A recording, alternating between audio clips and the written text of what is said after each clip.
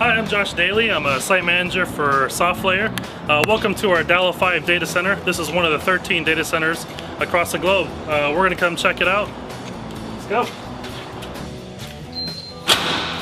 We're currently in the lobby. We're going to go and take a tour of the facility. This facility actually has 4 pods, which is a total capacity of about 18,000 to 20,000 servers.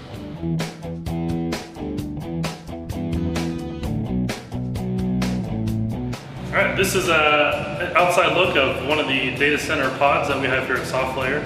We'll be going inside shortly. We'll be talking about the power, we'll be talking about the cooling, the network, the different types of racks we have, and we'll even be going over some of the servers themselves. So here we go. All right, there's actually multiple levels of security here at the SoftLayer facility. We have the badge readers. We'll check out some biometric readers. We have the cameras that actually can encompass the entire building. So I'll be your guide today. You'll actually be getting the VIP tour here at SoftLayer.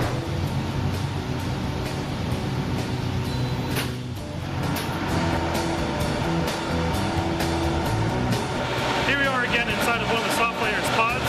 With the way we do pods, it's exactly the same as far as how we implement each individual pod. The rack architecture is the exact same. It holds about 5,000 servers for each pod. The network architecture or control rows are exactly the same. Even cooling and power distribution is the same in each pod. So we're going to actually take a look at one of the customer racks. Here's one of the hundreds of racks that we have here in our SoftLayer DAL05 data center. We actually use Supermicro servers. All the hard drives are hot swappable, so we can take them out from the front. We have different form factors, so we have 1Us, we have 2Us down here, we have 4Us. All these 2Us and 4Us have redundant power supplies, so that we have some level of power redundancy built into the server. So that's the actual server architecture that we use. So we're going to go around the rack and take a look at the network.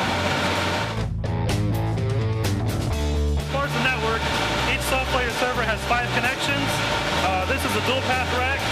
We have 2 for the public, 2 for the private, and 1 management network for KVM access. Customers can choose to opt for a port channel that gives them a 2 gig speed and network redundancy. So that's the basic network breakdown. We have multiple SFPs that will run through our aggregate rack, so we have switch redundancy as well. We also have power strips. All this is controlled through the portal. 2 power strips per rack. They're actually fed from different sources. So if you do have like a 2U server, a 4U server that has dual power supplies, they're going to be fully protected if one of those sources has an issue. We're going to take a quick look at how the power distributes all the way from the rack to the PDUs, and then we're also going to take a look at the cooling. Alright, here's a remote power panel. This actually, all the racks aggregate up all the way to this as far as power. Each rack is fed from 2 separate remote power panels, and these power panels actually feed up to our PDUs, which are over here. So here's one of our PDUs. We actually have 4 PDUs total in this pod. Each pod has its own critical infrastructure, so you'll see that each pod has its own source of generators, its own source of PDUs, its own source of RPPs. So from here it'll go all the way to our power room, and from our power room it'll go out to the outside building. Getting away from the power, we're actually going to talk about cooling now. Each one of our pods, again, has its own critical cooling infrastructure. We use the Cray units at this facility. The Cray units actually encompass the entire room. We have multiple Cray units, so that means if we need to do maintenance on one, we can actually de-energize one and still have the necessary amount of units to keep the cooling at the optimal temperature. So here, basically how it works is all the hot air gets collected from the top, comes from the top through the unit, and gets fed underneath the raised floor.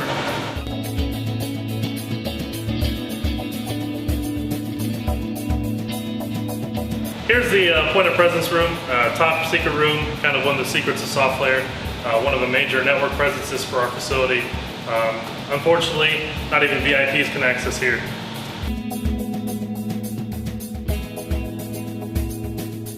If this was an episode of Cribs, we'd definitely be showing the fridge.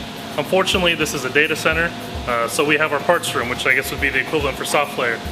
In our parts room, we have all the components needed to support all that infrastructure, support all those deployments. We got our RAM, multiple sticks of RAM.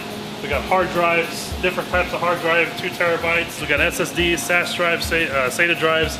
Basically anything your infrastructure needs, we have it. Right, now that we're done checking out SoftLayer's fridge, we're actually going to go check out the Network Operations Center.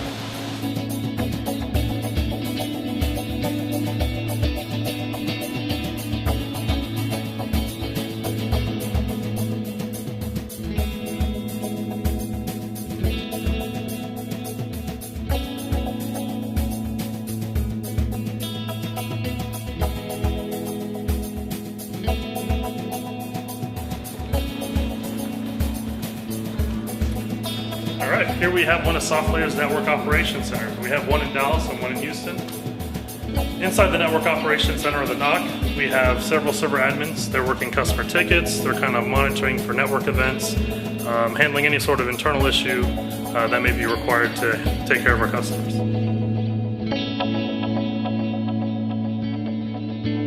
So I think that's a big piece of what we have actually in the inside of our DAL05 data center. So now we're going to take a look at the critical infrastructure as far as power and cooling that we have encompassing the building.